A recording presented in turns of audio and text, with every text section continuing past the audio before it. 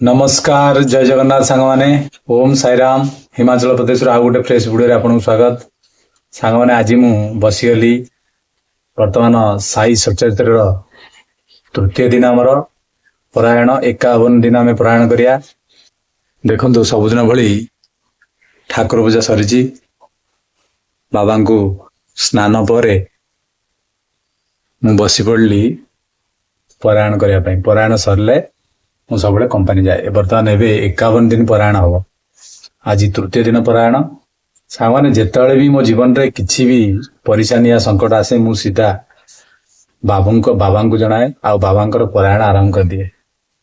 बहुत लाभ मिले सांग मैंने जदि आपण पाखे साई सचरित अच्छी ताले आपण निश्चिंत गोटे थर परायण करंतु आपण जानी परिबे जेकोसी गलती करुथिले भी आपण आगु करिवे नाही से परायण रे एते पावर अछि।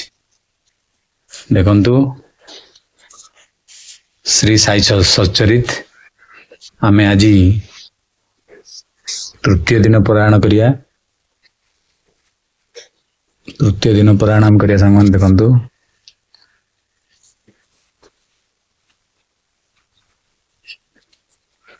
देखंतु तृतीय अध्याय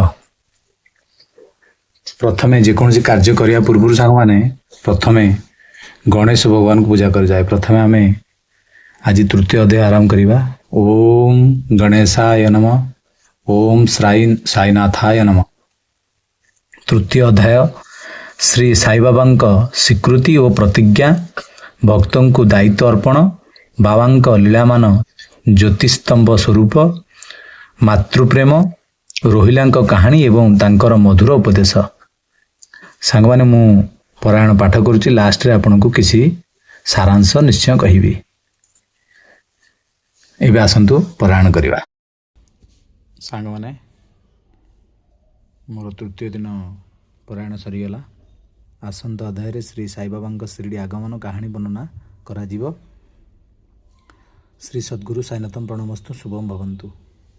आपण माने देखंतु ये जो फोटोटी देखुचंती ये महान व्यक्ति होचंती गोविंद रघुनाथ धबोलकर जी हेमाड पंत ना रे परिचित बाबा तांको ना हेमाड पंत रखिथिले। जहा हो ये महान व्यक्ति दयारु आमे आज ये साई सचरित पाठ करि पारुचे। सांग माने मु आपन को किछिटा विस्तृत रे कहि दउची। हेमाड पंत को बाबा केमिति स्वीकृति देले साई चरित्र लिखा पई से विषय रे बाबा एठी लिखिचंती। शुणन्तु मु गोटे कहि दउची।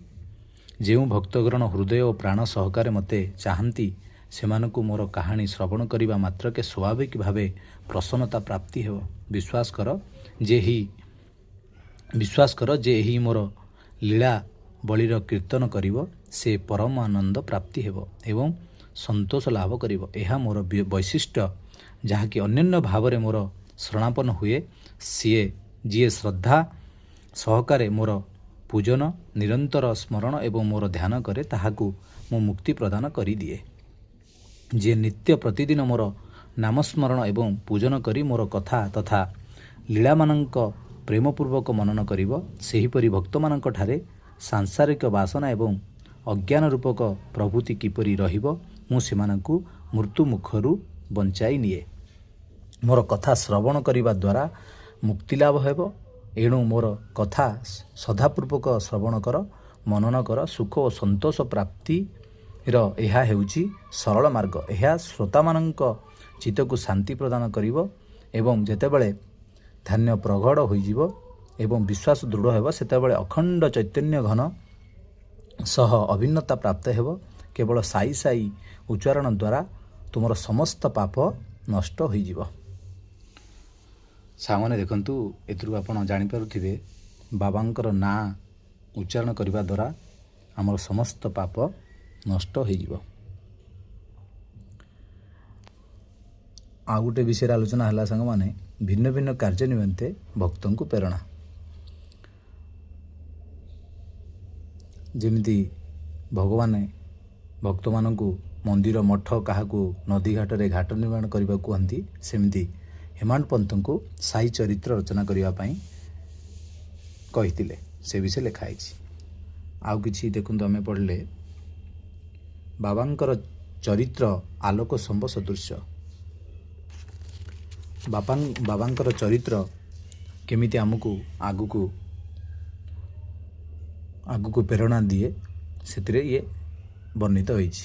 ଯେମିତିକି ସତ୍ୟ ଯୁଗରେ ସାମ ତଥା ଦମ, ତ୍ରେତୟାରେ ତ୍ୟାଗ, ଦ୍ୱାପରରେ ପୂଜା ଏବଂ କଳି ଯୁଗରେ ଭଗବତ କୀର୍ତ୍ତନ ମୋକ୍ଷ ମାର୍ଗ। ଏହି ବିଷୟରେ ବାବା କହିଛନ୍ତି ଯେ କଳି ଯୁଗରେ ଯଦି ଆମେ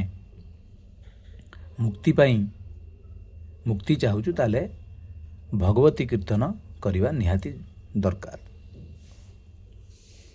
ଠିକ୍ ଅଛି ସାଙ୍ଗମାନେ, ଚତୁର୍ଥ ଅଧ୍ୟାୟରେ ଆମେ ବାବାଙ୍କର ଶିରିଡ଼ି ଆଗମନ ବିଷୟରେ ପଢ଼ିବା। ଆଜି ପାଇଁ ସାଙ୍ଗମାନେ ତୃତୀୟ ପାରାୟଣ ତ ସରିଗଲା, ଆଗକୁ ଚତୁର୍ଥ ପାରାୟଣ କରିବା କାଲି। ସେତେବେଳେ ଯାଏଁ ରହିବା ସାଙ୍ଗମାନେ।